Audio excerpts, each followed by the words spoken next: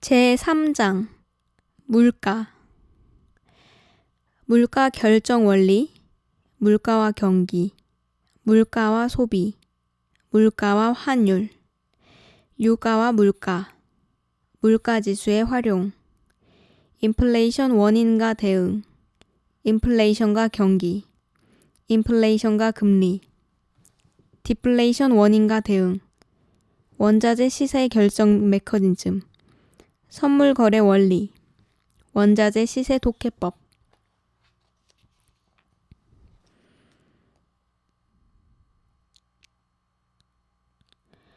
상품 가격은 오르는지 내리는지 쉽게 알 수 있다. 반면 물가는 어디로 움직이는지 쉽게 알 수 없다. 가격은 상품 하나하나에 붙은 값이지만 물가는 여러 상품 가격을 종합 평균한 것이기 때문이다. 수박값은 어떻게 정해지나? 1974년 서울에서 자장면 값은 한 그릇에 평균 150원이었다. 2021년 6월 현재 평균가는 5,385원이다. 짜장면 값이 오르면 짜장면 가격이 올랐다 라고 말하기도 하지만 물가가 뛰었다 라고 말하는 사람도 있다. 가격은 뭐고 물가는 뭘까? 가격이란 짜장면 한 그릇에 얼마, 냉면 한 그릇에 얼마 이런 식으로 매매를 위해 개별 상품에 붙이는 값이다. 물가는 개별 상품 가격 여러 개를 한데 묶어 평균 낸 값이다. 예를 들면 자장면이나 피자처럼 밖에서 사 먹는 음식 가격을 묶어 평균 낸 값은 외식 물가, 상추와 배추 등 채소 가격을 묶어 평균 낸 값은 채소 물가라고 부른다. 가격은 어디서 어떻게 정하는 걸까? 시장 경제 체제에서는 시장이 정한다. 시장은 상품을 사는 이와 파는 이가 만나 거래하는 곳이다. 반드시 건물이나 점포가 없더라도 상품이 거래되는 곳은 다 시장이다. 시장에서는 수요와 공급이 만난다. 수요란 시장에서 사람들이 상품을 손에 넣으려 하는 욕구. 공급은 사람들이 시장에 상품을 내놓고 팔려 하는 욕구다. 상품을 구하는 쪽은 수요자, 상품을 파는 쪽은 공급자다. 수요자나 공급자 모두 자기 이익을 극대화하려고 움직인다. 수요자는 어느 재화를 어떤 값에 얼마나 많이 사면 좋을지 따져서 가장 적당한 판매가를 부르는 상품을 고른다. 공급자는 상품값을 얼마로 매겨야 가장 많이 팔 수 있을지 따진다. 서로 이해가 엇갈리는데 어떻게 가격이 정해질까? 시장 수급이 어떻게 움직이느냐가 관건이다. 지난해에 수박 한 통이 8,000원이었다 하자. 올해는 수요는 500통쯤으로 예측되는데 농가에서 시장에 내놓은 수박은 200통뿐이다. 그럼 지난해보다 가격이 오른다. 왜? 수요가 공급보다 많기 때문이다. 수요가 공급보다 많을 때 판매자는 판매가를 좀 올려도 살 사람이 많을 것이라고 판단하기 쉽다. 실제로 판매자가 수박값을 지난해 시세보다 2,000원 올려서 한 통에 10,000원씩 내놓고 10,000원에 사가는 이가 있으면 올해 수박값은 한 통에 10,000원이 된다. 여기서 수박 가격은 시장에서 결정된 것이므로 시장 가격이다. 시장 가격은 줄여서 시가라고도 하고 시세라고도 부른다. 이번에는 농가에서 내놓은 수박이 500통인데 시장 수요는 200통뿐이라고 해보자. 공급이 수요보다 많으니 앞서 상황과는 정반대다. 판매자는 값을 지난해보다 좀 내려야 사주리가 있으리라고 판단해서 값을 낮춰 내놓기 쉽다. 실제로 내린 값에 판매가 이루어지면 시장 가격은 싸질 수밖에 없다. 그렇다고 무한정 싸지는 것은 아니다.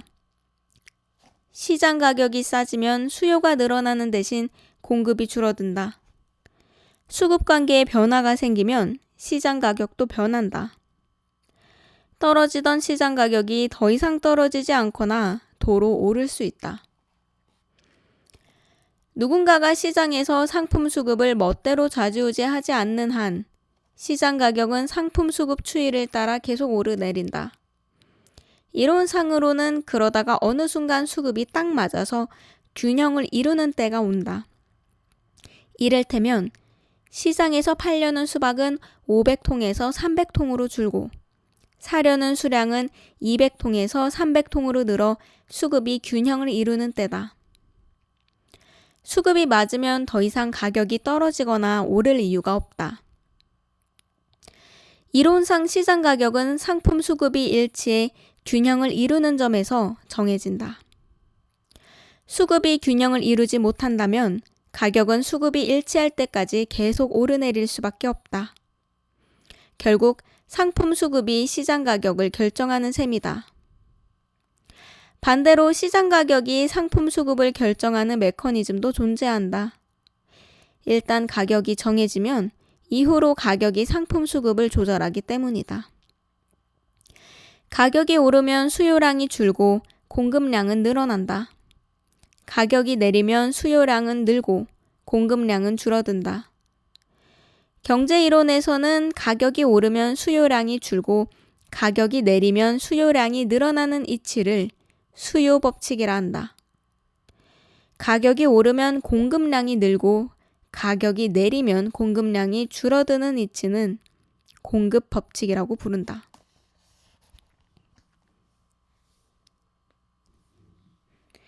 더 많이 팔 수 있게 값 매기는 법은? 동네 떡집이 매일 떡 공장에서 20개씩 떡을 사다 판다고 하자. 공장에서 사오는 떡은 한 개 1,500원, 떡집은 여기에 500원을 얹어 한 개 2,000원에 판다. 매일 들여오는 떡 20개가 하루 영업을 끝낼 때까지는 다 팔려나간다. 수요와 공급이 균형을 이뤄 판매가 안정된 셈이니 한 개 2,000원은 적당한 판매가라 볼 수 있다. 값을 조금 올려 2,500원에 팔아봤다. 그러자 매일 20개 중 10개 정도는 안 팔리고 남았다. 공급에 비해 수요가 줄어든 셈이다. 다른 이유가 없다면 가격이 너무 높은 탓이다. 판매가를 도로 2,000원으로 내리든지 공장에서 사오는 떡을 10개로 줄여야 할 것이다. 이번에는 떡값을 한 개 1,700원으로 낮춰봤다. 그랬더니 가게 문을 열자마자 다 팔려나갔다. 수요가 공급보다 훨씬 많았던 셈이다. 다른 이유가 없다면 가격을 너무 싸게 매긴 탓이다. 판매가를 도로 2,000원으로 올리든지 공장에서 떡을 더 사오든지 해야 할 것이다. 수요와 공급은 가격 변화에 민감하게 움직인다. 수급이 가격에 민감한 속성을 잘 이용해서 값을 매기면 경쟁자보다 유리한 위치에 설 수 있다. 가령 비슷한 값에 같은 상품을 내놓고 다른 판매자와 경쟁할 때 내가 먼저 판매가를 조금 내리면 어떻게 될까? 당장은 경쟁자와 비슷한 양을 팔아도 이익이 적다. 하지만 시간이 흐르면서 가격이 싸다는 사실이 알려지면 내게로 고객이 몰려 전보다 더 큰 이익을 얻을 수 있다. 박리담회, 곧 판매가를 깎아서 많이 파는 가격 정책이 노리는 성과다. 엿값, 엿장수 맘대로 못하는 이유는? 가격이 어디로 어떻게 움직일지를 결정하는 기본 요인은 상품 수급이다. 다만 때때로 다른 요인도 가격 동태에 영향을 미친다. 예를 들면 시장이 어떤 상태에 있느냐도 중요하다. 시장에 따라서는 상품 공급 기업이 딱 하나거나 몇 개밖에 없는 경우가 있다. 바로 독과점 시장이다. 공급자가 하나뿐인 독점 시장과 공급자가 소수인 과점 시장을 묶어 부르는 말이다. 독과점 시장에서는 가격이 형성될 때 공급자가 수요자보다 유리한 위치에 선다. 가령 자동차 시장에서 판매사가 단 하나뿐이라면 수요자 처지에서는 차값이 얼마든 상관없이 사야 할 것이기 때문이다. 자연히 독과점 기업은 제멋대로 가격을 정하기 쉽고 제품 판매가도 내리기보다는 자꾸 올리기 쉽다. 독과점 기업이 멋대로 가격을 조정하는 것은 소비자나 시장 입장에서 보면 횡포나 같다. 현대 국가에서는 독과점 기업이 시장에서 횡포를 부리지 못하게 막고 거래가 공정하게 이뤄지도록 유도하는 제도를 둔다. 우리나라에서는 정부가 국무총리 직속 중앙행정기관으로 공정거래위원회라는 조직을 운영한다. 공정거래위, 즉 공정위는 공정거래법에 따라 해마다 독과점 상태에 있다고 판단되는 기업을 골라서 시장 지배적 사업자, 곧 독과점 사업자로 지정한다. 독과점 사업자가 내놓는 상품은 가격 동향을 주시하면서 판매가를 많이 올리지 못하게 막는다. 비유하자면 엿값이라도 엿장수 마음대로 올리지는 못하게 한다는 얘기다. 경기 좋아지면 왜 물가 오르나?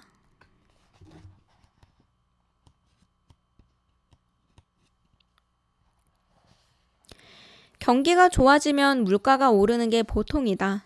왜 그럴까? 수요가 늘고 생산비가 오르기 때문이다. 경기가 확대되면서 생산 활동이 활발해지면 기업이나 가게나 소비가 늘어난다. 소비가 늘면 원재료, 에너지, 노동력 같은 생산 요소와 상품 수요가 커진다. 수요가 공급보다 많아지면 가격이 오르게 마련. 원재료나 에너지값, 인건비가 오르면 기업은 생산비 부담이 커지므로 완성품 판매가를 올려 이익 수준을 전처럼 유지하려 한다.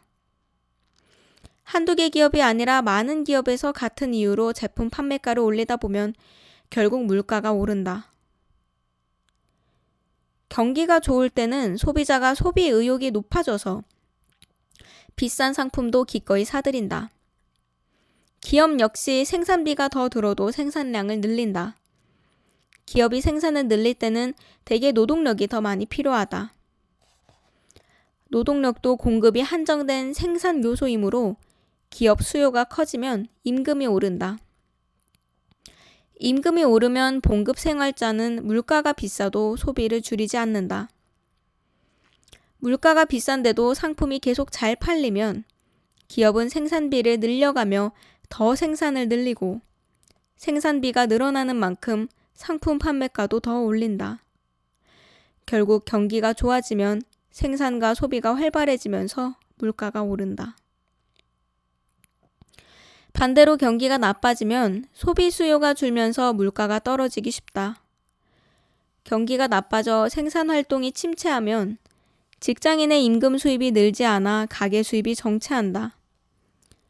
가계 수입이 제자리 걸음을 하면 소비가 정체되거나 줄어들기 때문에 물가도 상승률이 둔해지거나 떨어진다.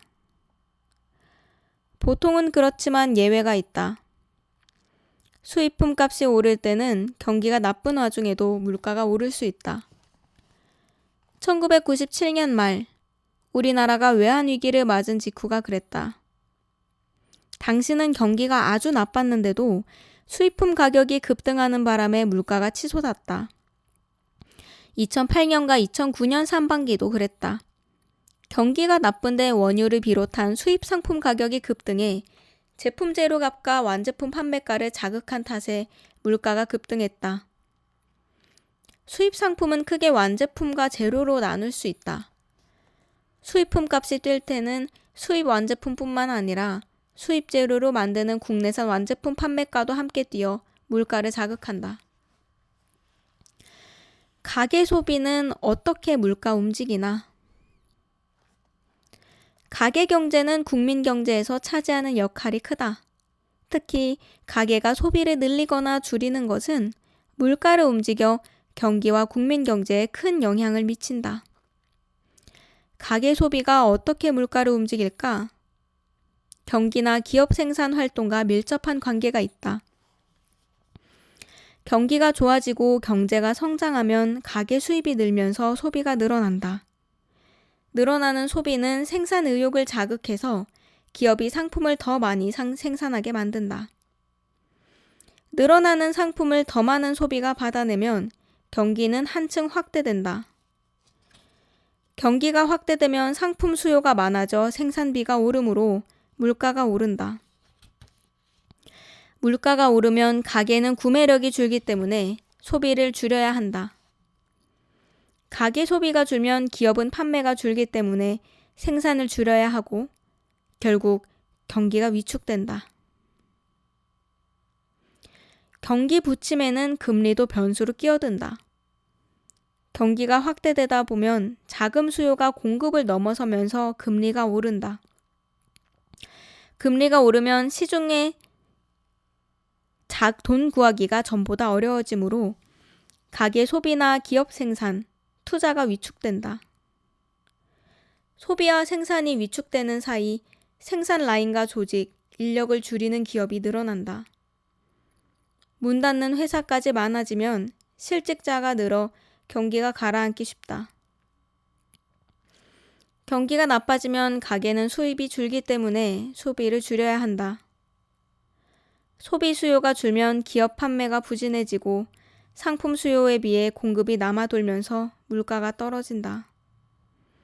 경기가 위축되면서 물가가 떨어질 때는 사람들이 장차 물가가 더 내릴 거라고 생각해 돈을 덜 쓰고 저축을 늘린다. 그럴수록 시장의 자금 공급이 수요에 비해 많아지고 그럼 금리도 내린다. 물가와 금리가 함께 하락 행진을 한다. 물가와 금리가 한동안 내리고 나면 물가와 금리가 낮아진 상황을 이용해서 돈벌이를 하려는 수요가 커진다. 생산 수요와 투자 수요도 다시 늘어나고 고용과 소비도 늘어 경기가 되살아날 수 있다. 단, 물가와 금리가 낮고 생산과 고용이 늘어나더라도 가계가 소비를 늘리지 않으면 경기가 살아날 수 없다. 가계 소비가 국민 경제의 중요한 이유다. 환율 뛰면 왜 물가도 뛰나? 환율이란 서로 다른 나라에서 발행한 돈을 바꿀 때 적용하는 교환율이다. 환율도 물가에 큰 영향을 미친다. 수입 상품 대금을 치르려고 원화로 달러를 산다 하자. 환율이 달러당 1,000원일 때 1달러를 사려면 1,000원을 내줘야 한다. 그런데 환율이 달러당 900원으로 내리면 900원만 내주면 된다. 원화로 따지면 수입 상품 가격이 싸지는 셈이다. 환율이 오르면 정반대 결과가 생긴다. 달러당 1,000원 하던 원화 환율이 1,100원 오르면 1달러 사는데 100원씩 든다. 이런 경우 수입품 가격은 달러 표시로는 전처럼 1달러 그대로지만 원화로는 100원이 뛴다. 이렇게 환율이 수입 상품 가격을 움직이고 환율 변동에 따른 가격 변화가 여러 상품으로 확산되다 보면 끝내 물가도 움직인다. 환율이 물가를 움직이는 것이다. 실제로 우리나라는 이따금 달러 대비 원화 환율이 급등하는 바람에 수입 물가와 물가 전반이 폭등하는 경험을 한다.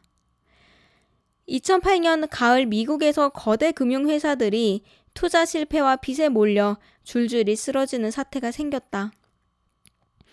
금융회사들은 발등에 떨어진 불을 끄기 위해 급거 달러 채권 회수에 나섰다. 이로써 세계 각지에 투자됐던 달러가 대거 미국으로 돌아가는 움직임이 나타났다. 우리나라에서도 달러가 급격히 유출되면서 달러가 부족해졌다. 달러 공급이 부족해지자 달러당 1,000원 정도였던 원달러 환율은 단 몇 달 새 1,500원을 넘어섰다. 환율이 뛰면 수입 상품 판매가가 일제히 뛴다. 이를테면 어제만 해도 1만 원이면 살 수 있던 10달러짜리 수입품에 오늘은 1만 5천 원을 치러야 한다. 해외에서 원자재를 사들여 상품을 제조 판매하는 국내 제조업체가 환율 변화로 영업에 어떤 영향을 받게 되는지 살펴보면 환율이 물가를 어떻게 움직이는지 쉽게 알 수 있다. 식료품 제조업체는 완제품 생산에 필요한 밀가루나 설탕 같은 원재료를 거의 100% 수입한다. 환율이 뛰면 수입 재료값이 뛰므로 완제품 판매가를 올리지 않을 수 없다. 환율이 뛰면 수입 원자재 값이 뛰고 수입 재료로 만드는 국내산 완제품 판매가가 뛰는 현상이 업종 전반에 걸쳐 확산되며 물가가 오른다. 2008년 우리나라에선 원유를 비롯해 완제품 생산에 필요한 원자재 전반에 걸쳐 수입 가격 급등세가 나타났다. 수입 완제품뿐만 아니라 수입 원자재로 만드는 완제품도 국내 판매가가 급등했다. 이어 상품 전반에 걸쳐 판매가가 뛰면서 물가가 급등했다. 갑자기 물가가 많이 뛴 탓에 산업과 국민 생활 전반이 어려움을 겪었다. 1997년 말에서 98년까지 외환위기 때는 달러당 900원 정도였던 원달러 환율이 순식간에 1,800원을 넘을 정도로 변화가 심했다. 급변한 환율이 수입 상품 판매가와 국내 상품 판매가를 밀어올리는 바람에 물가가 폭등했다.